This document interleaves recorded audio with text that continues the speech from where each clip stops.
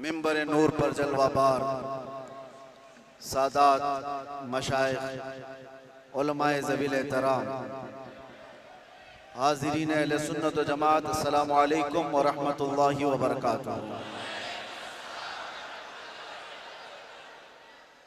अल्हम्दुलिल्लाह अल्हम्दुलिल्लाहिल हन्नानिल मन्नान अल्लज़ी खलक़ल इंसान व अल्लमहुल बयान वस्सलातु वस्सलामु अला रसूलिही सय्यिदिल इंसी वल जान व अला आलिही व अस्हाबिही ज़विल खैरि वल इहसान, अम्मा बअद।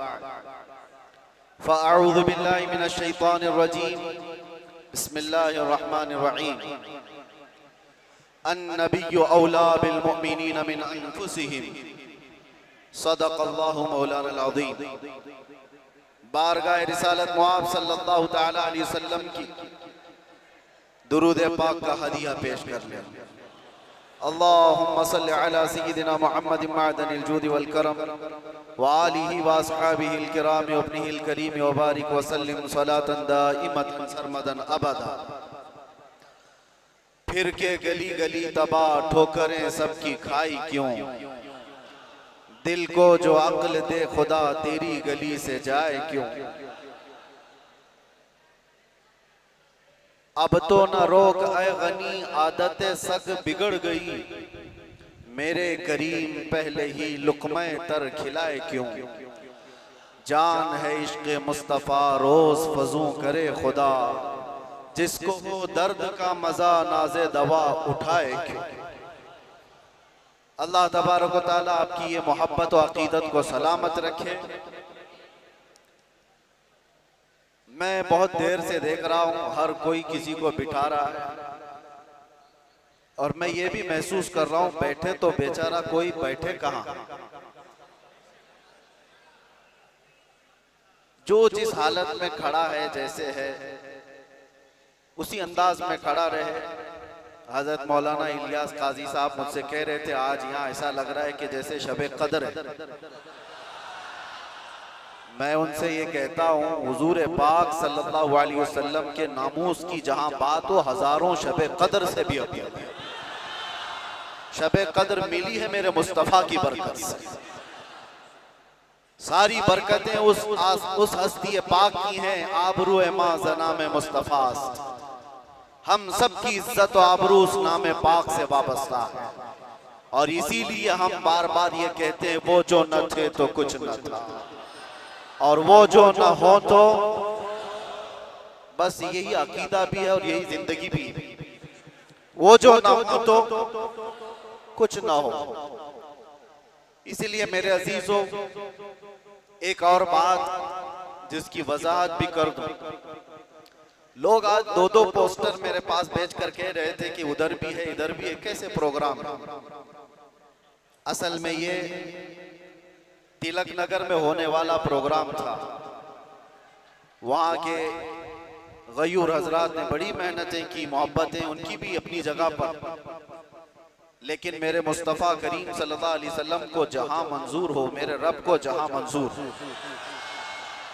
बात वहीं की जाती है। शायद गुरदड़ली वालों का खिंचाव ज्यादा हो।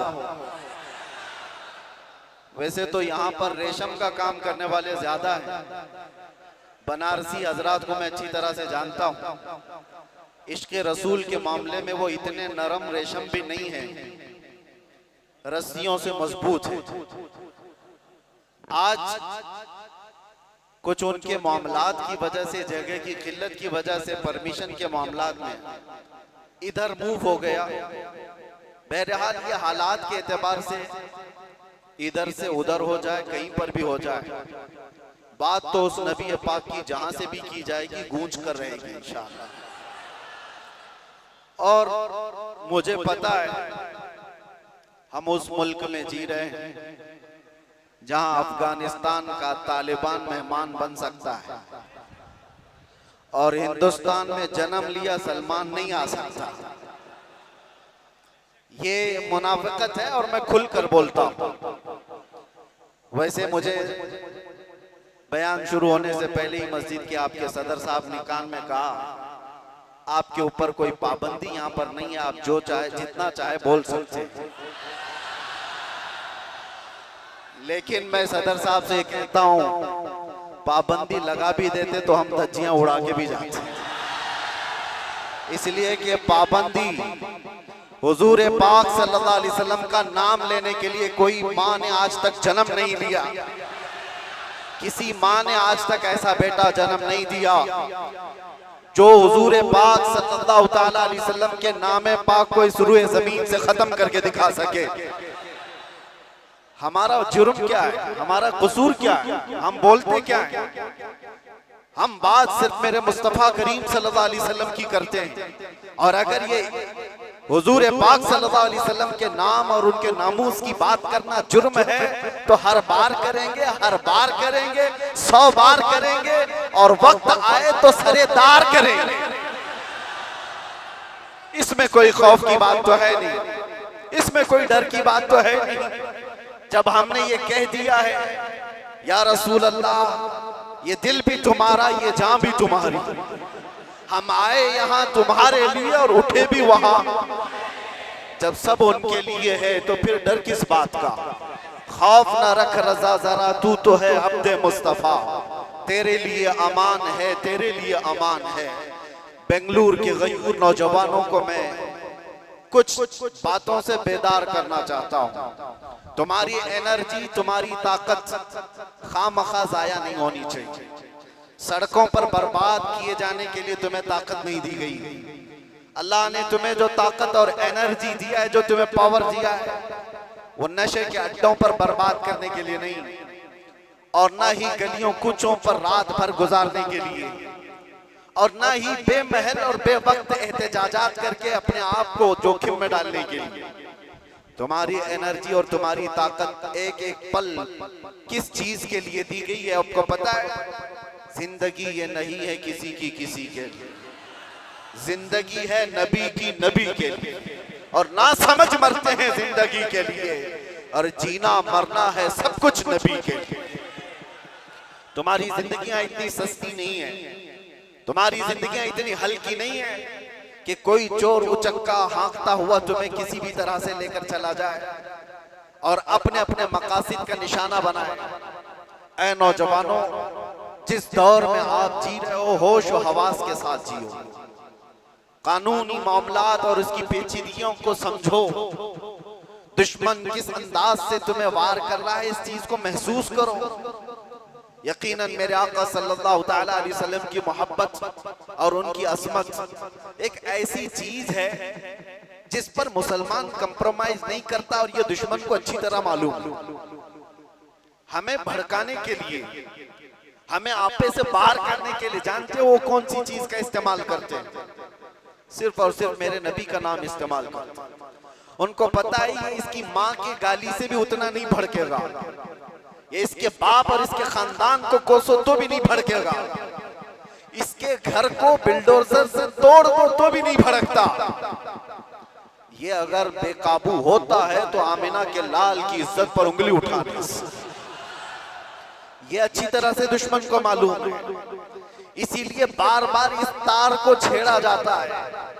उन्हें छेड़ने दो, वो अपनी हैसियत के मुताबिक छेड़ करके समझ रहे हैं, लेकिन हकीकत में मेरे अजीजों मैंने महसूस किया इस कौम को अल्लाह हमेशा सलामत रखे। मैं कभी कभार रातों में बैठे फिक्र भी करता कि इन नौजवानों से मुस्तकबिल क्या होने वाला है, जो रात भर नशे के अड्डे में गुजारते हो, गाने सुन करके दिन भर बिस्तर पर सोए रहते हो। उम्मत मुस्लिमा का क्या होगा? हम पहले बहुत जज्बाती तकरीरें कर चुके, माशरे की इस्लाह के लिए हर बुराई पर हम उंगली रख चुके, बहुत फिक्र अंदाज, काफी फिक्र होती थी। लेकिन मैंने देखा ये वो नौजवान जो नशा में मेरे साथ जेल की कैद काटे हुए नौजवानों को भी जानता हूं, जो हर तरह का नशा करके आए हुए थे, एडिक्ट थे, और कोई 10 साल से, कोई 15 साल से, कोई 20 साल से, और सारी कड़ियां जोड़ करके मैं आकर के देखता हूं कौन है जो इन्हें नशा पर उभारता है, कौन इनकी गलियों में नशा बेचता है, कौन सप्लायर है, कौन उभारता है, कौन पहुंचाता है। कानून को भी मालूम है कहां बिक रहा है, कहां सप्लाई हो रहा है, सबको पता है। और खासकर तुम्हारे मोहल्ले क्यों टारगेट है, कभी सोचा आपने? ये सिर्फ बेंगलुरु की बात नहीं, जाओ मुंबई जाओ, कलकत्ता जाओ, दिल्ली जाओ, किसी भी, हैदराबाद, हर इलाके में मुसलमान क्राउडेड जो इलाके हैं, हमारी ज्यादा आबादी जहां पर, उन इलाकों को इन तमाम बुराइयों से घेर लिया गया है, नशा से। क्यों क्यों तुम टारगेट हो? वजह यही है मेरे अजीज, इसलिए कि दुनिया को खौफ दूसरी कौमों से नहीं, मोहम्मद अरबी के गुलामों से इतना डर है कि इसी दिन ये खड़ा हो गया तो दूसरों की नींद हराम कर देगा। पता है इसको इन तमाम खुराफात में मुलव्विस करके, नशा का आदी बना करके इसको सुला दो। ठीक है, इन्होंने कर लिया, किसी को 10 साल से, किसी को 20 साल से, किसी को 25 साल से नशा में मुब्तला करके रख दिया। हम भी डरे हुए थे कि ये नशा खोर नौजवान क्या करेंगे, मुस्तकबिल क्या होगा इनका। लेकिन मेरे अजीजों, मैंने अभी माजी करीब में, साल 2 साल में ये भी महसूस किया, नशा छोड़ना आसान भी नहीं है। जो एडिक्ट होता है वो जल्दी छोड़ता भी नहीं। अरे गुटखा नहीं छोड़ता तो वो दूसरी बातें कहां जल्दी छोड़े। लेकिन मैंने इलाज भी देखा, ये वो नौजवान 10 साल, 12 साल, 15 साल से नशा में एडिक्ट हैं, पूरी दुनिया ने इनको टारगेट कर कर करके नशा खिलाया और इनको 36 घंटे 48 घंटे सोने वाले नौजवान बनाया। मैंने देखा है 36 घंटे सोने वाले, और डर था हमें कि इनसे होगा क्या मुस्तकबिल। लेकिन मेरे अजीजों, हमारा ये अंदेशा, हमारा ये डर गलत निकला। दुनिया ने सब कुछ एड़ी चोटी का जोर लगा दिया इस नशा में मुब्तला कर कर कर करके कि इनको मफलूज कर दे, इनको पैरालाइज कर दे। लेकिन मैंने देखा, एक बार पुकारा आई लव मोहम्मद, उसके बाद फिर देखा वो नौजवान जो 20 साल से नशा में है, नाम मोहम्मद का नशा चढ़ गया है। मैंने पूछा वो पुराना नशा कहां चला गया? पुराना नशा जिसमें 36 घंटे सोता था, वो नशा कहां चला गया? मैंने उन नौजवानों को देखा, वो झूमते हुए कहते हैं वो नशा अलग है, ये उस मुस्तफा के नाम की मोहब्बत का नशा अलग है। मैं ये चाहता हूं मेरे अजीजों, आओ उस नाम पाक के नशे में, इससे बढ़कर के बेहतर खुमार कोई है नहीं। इसीलिए जो उस मोहब्बत के नशे को पी लिया, तब फिर वो गुनगुना करके यूं कहा था, कुछ ऐसा कर दे मेरे किरदिगार आंखों में, हमेशा नक्श रहे रूये यार आंखों में। उन्हें न देखा तो किस काम की है ये आंखें, कि देखने की है सारी बहार आंखों में। आपको मैं उसी चीज की दावत देने के लिए आया हूं। नौजवानों, ये धड़कता दिल किसी लैला को देने के लिए नहीं है, एक ही दिल है। उस लैला को क्या दें जो हर 4 दिन के बाद मजनू बदल देती हो? उस लैला को क्या दें जो पैसे देख करके बदल जाती हो, मनसब देख करके घर बदल लेती हो? हम उस दरबार में अपने आप को डाल दें जहां के मुतालिक ये कहा, जब तक बिके न थे तो कोई पूछता न था। या रसूल अल्लाह, तुमने खरीद कर, सिर्फ अनमोल नहीं, बात यहीं तक नहीं है, जिसको रसूलुल्लाह ने खरीदा वो अबू बकर था तो सिद्दीक बनाया है, उमर था तो फारूक बनाया है, उस्मान था तो जुन्नूरैन बनाया, अली था तो हैदर कर्रार बनाया, बिलाल था तो फखरे आसमान बनाया है, अब्दुल्ला इब्न मसऊद को फखरे फिक़ा बनाया है। जो आया जिस अंदाज से आया मेरे मुस्तफा ने उतना नवाजा है।